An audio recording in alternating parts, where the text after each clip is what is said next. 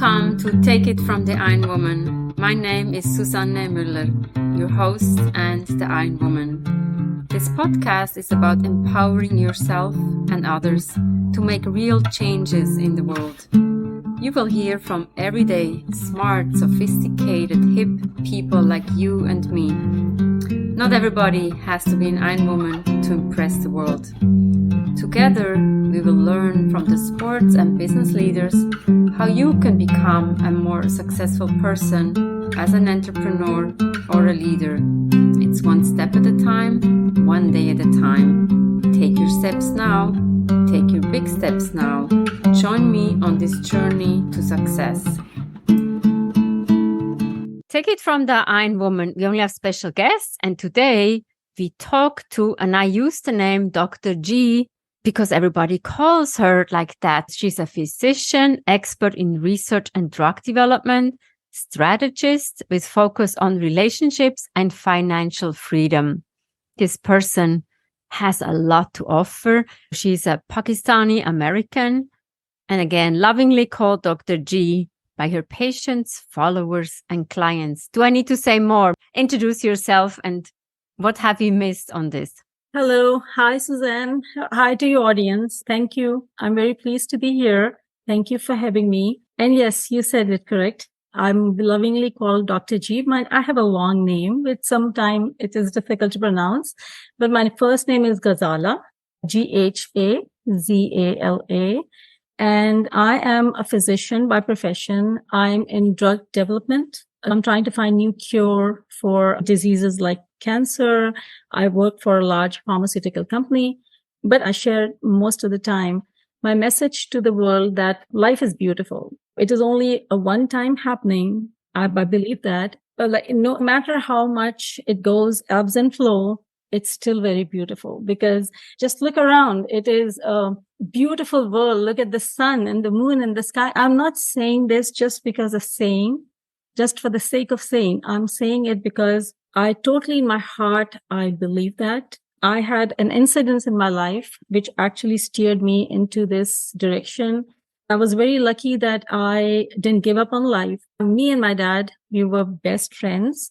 He was a dad I wish every girl should have, could have, would have, because I say to a lot of my friends that if you don't have a dad like mine, there is no fun in being a daughter. He passed on about 35 years. He still is my best friend.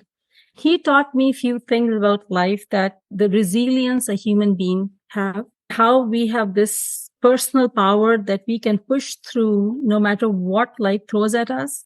If we have our focus and if we truly mean to achieve something, no matter what's going on around us, we can still break through that barrier, just look straight through and just achieve what we want with all the hard work and focus which is needed. He passed away just with a sudden heart attack. It was in October 1984. One night, he had a phone call with a huge business loss and he started coughing. And then in seconds, he was gone. I was so lost that I still remember people talking at his funeral that keep an eye on Ghazala. She may die.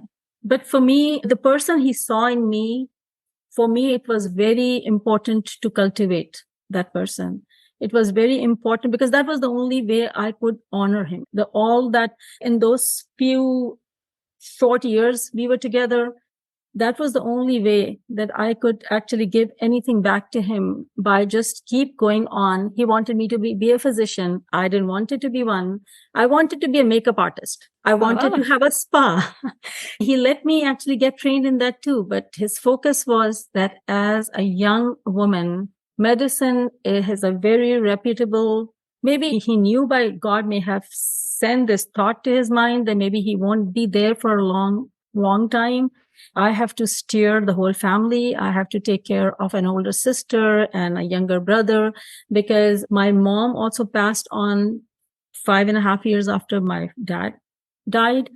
It was just, should I say a mess? I didn't see it like a mess, but my hands were definitely very full. When your fathers didn't agree for you to have a spa, but as a medical doctor, you're creating that for others. You're making them feel comfortable. It's maybe not your spa treatment that you get.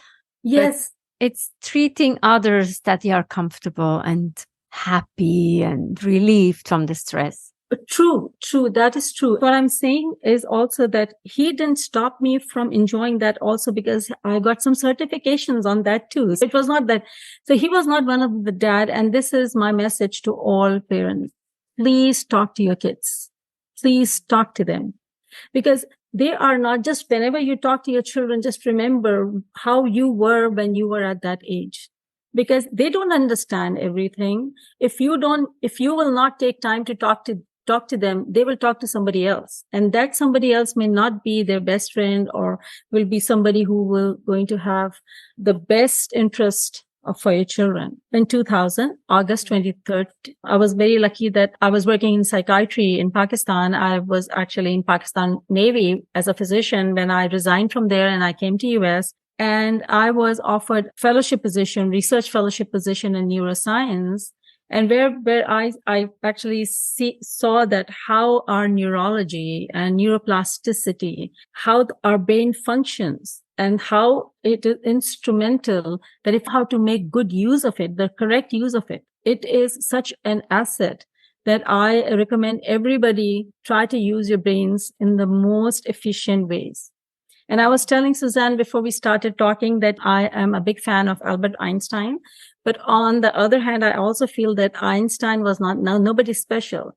He was a genius because he knew how to use his brain, used it effectively. We all give up too soon. Oh, how so? Tell us more about that. This is an interesting concept. I've seen a lot of times, and it happens to me also sometimes, we are all human, that when the going gets tough, we have a tendency to there are two things. Either we'll give up or we are also very adamant in our ways of doing things. Tony Robbins has said this very beautifully. He says that you have to have very adamant about your goals, but you have to be very flexible in how you're going to achieve those goals. We all should learn how to accept when something is not working and try to find which is working and not have this ego that, okay, this was my process. It should work. Sometimes our processes don't work. We have to find some other processes which will going to, because if our goals are dear to us, if our goals are some things which actually going to is valuable, it's something the way we see our lives, our futures, we should be very flexible in how to achieve our goals. Yeah, that's true. And Tony Robbins also said, change your story. You can be depressed and I'm the worst person. Well, change your story. Do something. It's not that we're just waiting that something is coming. Yes. And on your story, thank you for bringing that up. When I first moved to US, I made a lot of American friends. And I had a very dear friend who was doing fellowship and research too with me. One time he said, you speak so highly about the creator and you value life so much, but your creator is he was somebody who didn't believe in a higher self or somebody. He said that your creator was the one who actually took your parents. I said, yes, he did, but he was the one who gave it to them too. And he said, what does that mean? And I said, because I value that I was not born in one of those war zones. I was not born in Africa. I didn't die of hunger. So many things to be grateful for. And whenever we actually operate from a position of being grateful, a lot of day-to-day stuff doesn't bother us that much. That's how we can create. Life is beautiful. What I see a lot of people think we can just buy it with money, but we have to create it and be happy with what we can do and have. And it's not about having another handbag or another pair of shoes. It's about creating that beauty in life. Very true. Very true. And like you and I, we both agree that breaking through those barriers, achieving a next milestone is all what actually matters. Somebody giving us something in the silver platter. How long we'll be happy with that? Actually, I can say I've run many marathon races and I have trained for it. I was proud what I was able to achieve. Exactly. But then the next day comes and something else happens. We see a lot of people who set their goals. If I have $1 million, then I'm happy. Well, then they have the $1 million and are they happier? No. They're even more depressed than before. Yeah, and then there was another very funny thing which my dad taught to me, the $1 million thing. He used to say that, look, never be very proud of your money unless you give more than half of to the other person. He used to say that never be actually jealous of somebody else who has more money than you unless they give more than half to you. So, in my life, it is just that I'm very, very content. I'm doing very well financially. But on the other hand, I also, when people talk about their millions, I change and I say, okay, what else do you have to offer? Are we only going to talk about the $1 million you have? And especially when they speak and then they don't have, like, they don't use their, how would I say, their personal power, or they don't have their communication is that they cannot engage in some meaningful conversations. Mm-hmm. Then I don't think that the $1 million are any longer impressive. Can you buy happiness and health Mm-hmm. with your $1 million? You see it as a doctor, I'm sure. No, I see on cancer patients. They are willing to give everything. And I also, for your audience, this is like a thought which I always try to bring it to the surface, is that, and it's personal observation. In my research, when patients come, I can tell that who will survive and who will not. They have this attitude. Some of the patients, they're coming terminally ill, but they come to me and they say, okay, Dr. G, this drug may not help me, but I'm doing this as a service to humanity. And they have a life expectancy, I see, more than what we thought that they will live. It is just like so consistent. And some people were fussing and fighting. And please don't take me wrong. Cancer is not an easy disease. It's not an easy diagnosis. I understand. But I'm just saying that how different the attitude towards your illness makes such a difference. Our attitude towards anything makes such a difference that we can most of the time turn things around in our favor. I just want to say two things. So thank you so much for all the research you're doing for the cancer patients and for the others. We want to cure the cancer. And I'm wondering, how do you cope with, you have the cancer patients always in front of you and you have to say, sorry, this is the stage 4, stage 5. You cannot do anything for me. How do you cope on a personal level? And that goes into the question that I always ask, what do you do when you don't work? How do you rejuvenate and how do you recharge your batteries in order to work with such a difficult population? I admire you, I have to say. I don't know if I could do that.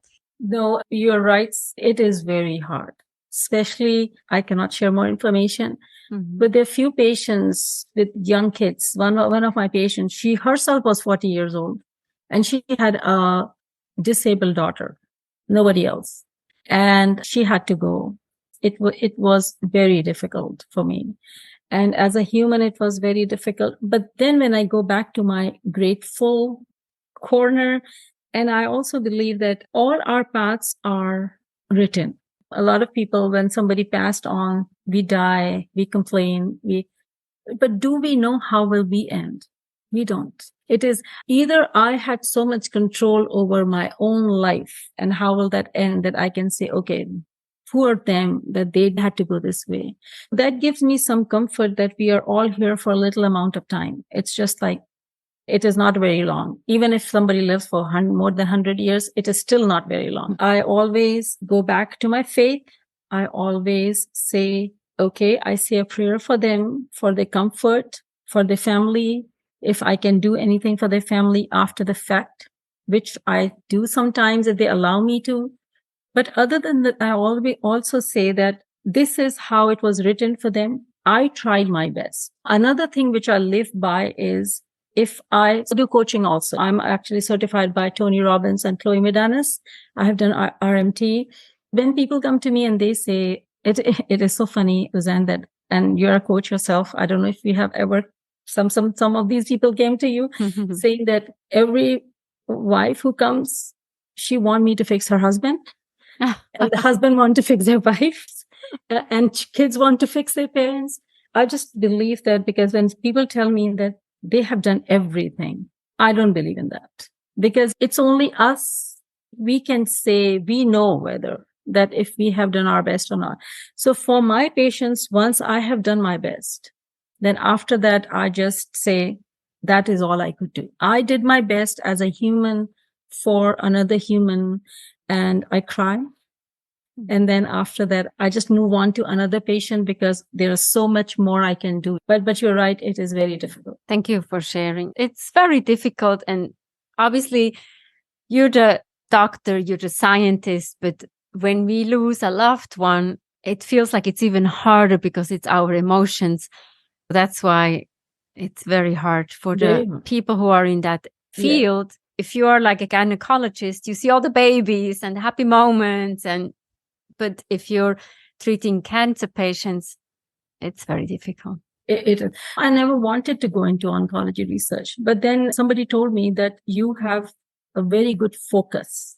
Somebody has to do this work. Oh. So please, because I'm a very happy-go-lucky type of person, like babies, gynecology, pediatrics. But then I said, okay, I only get to live one time. There are sad stories, but Suzanne, there are so many happy stories too. Like so many patients did so well. Their cancer went into remission. So many of drugs have been approved by FDA. Mm-hmm. So I feel like, okay, so next time if there is a sarcoma patient, they have this hope, which I worked so hard for. It's a mixed and match for everything. But some very dear friend, she told me this more than 10 years ago. Somebody has to do this work, Ghazala. Why not you?